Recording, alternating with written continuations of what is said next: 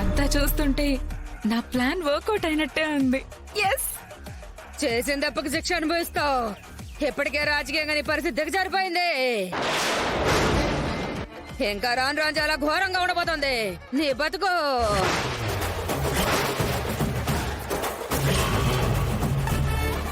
మావయ్య, ఇదంతా నా వల్లే జరిగింది అంటున్నారు కాబట్టి అమ్మవారిని నేనే క్షమాపణ అడుగుతాను. క్షమించే కాలం దాటిపోయింది.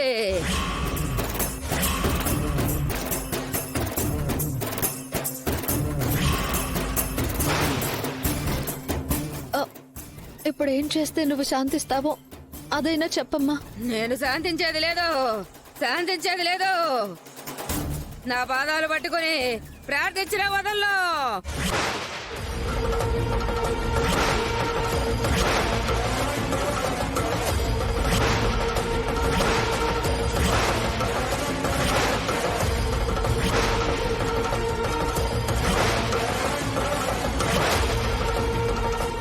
అమ్మా, నీకే చెప్పేది, వెళ్ళి పాదాలు పట్టుకో అమ్మా.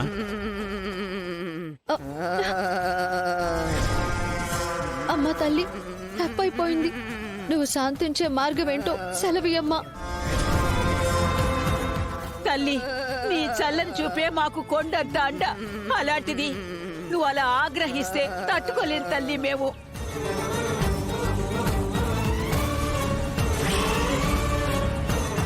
మీరేం కంగారు పడకండి మావయ్య, అమ్మవారు శాంతిస్తారు. ఈసారి మమ్మల్ని క్షమించి నువ్వే ఏదైనా దారి చూపించు తల్లి.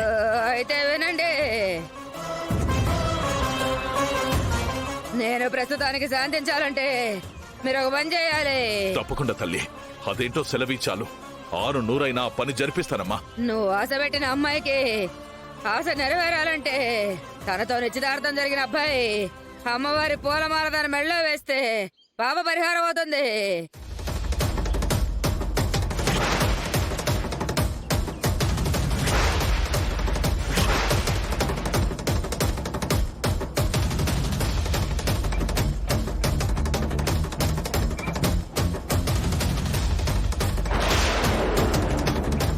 ఇదేంటి నాన్న, కనిష్కతో నిశ్చితార్థమైన వ్యక్తి అంటే ఎవరున్నారు?